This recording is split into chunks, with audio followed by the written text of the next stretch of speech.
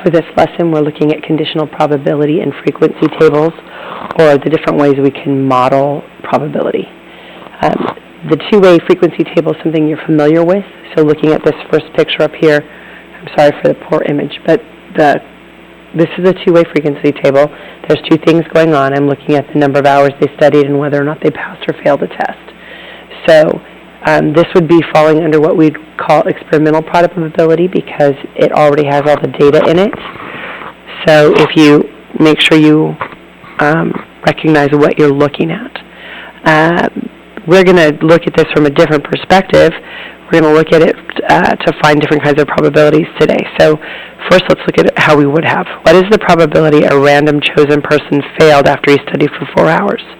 So I go over here and I look at studying for 4 hours, and I look at failed, and I see that 2 people failed and 50 total people were involved in taking the test. So this would be 2 out of 50, which is also 1 over 25, or 1/25th.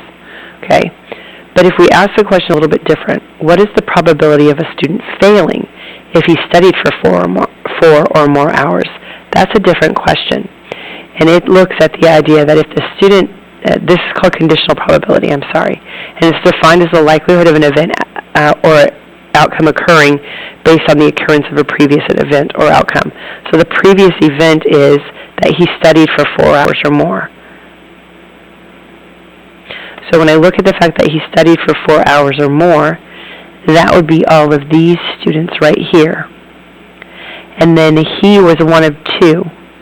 So 2 out of the 36. So this would be 2/36, which is also 1/13. Okay, so notice that this is the column I started looking in, and it's the column that I took my total from. That's going to be relevant as we keep going. Okay, so if a student studied for less than 4 hours, what is the probability they pass the test? So here's less than 4 hours. 8 of the 14 students passed the test, so that would be the probability, 8 of the 14. So this would become 4/7. Okay? Now looking at the next one, if a student passed, what was the probability they studied 4 or more hours? So now I'm looking this way. I'm looking at the pass column. So my total is going to be 42. The number of students that actually passed, the number of students that actually studied 4 or more hours was 34. So this is 34 out of 42, which is going to be 17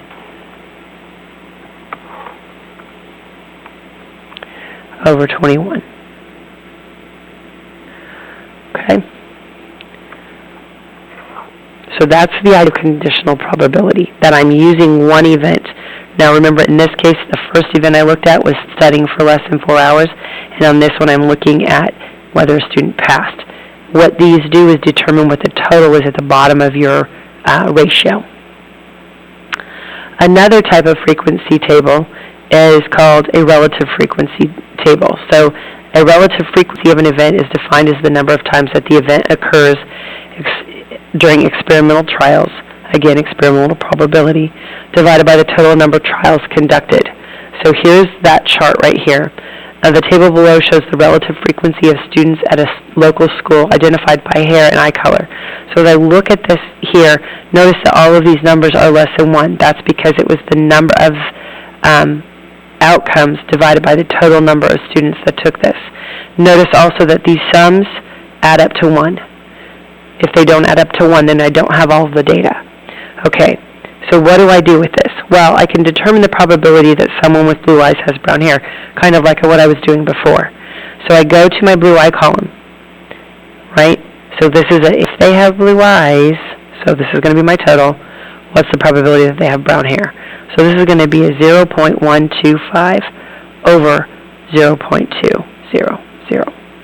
And when I figure that out, that is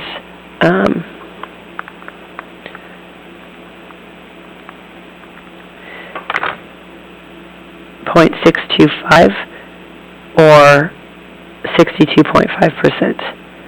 So the likelihood of somebody having brown hair if they have blue eyes is 62.5%. Okay? Now, what if I wanted to go the other way? What if I said, what is the probability that someone with brown hair has blue eyes? Well, that's a different question. So now I'm looking at the brown hair column. Again, I'm going to this number. This is my numerator because that's the number of people that have brown hair and blue eyes. But the denominator is going to be determined by the number of people that have brown hair, which is the frequency of 5.575. And I do that, and there are other ways to use this, but this is the easiest method. You can change them back into the number of people and then do the division that way, but the frequencies work the same. So 0.125 divided by 0.575, it gives you a 0.217 or 21.7% that if they have brown hair, they have blue eyes. Another thing you can do with this data is, let's say the school has 230 students that resulted in this table up here. Okay, let's say the school had 230 students that resulted in this table up here. So with that information, I can go over here and I can go, well, how many students had black hair and brown eyes?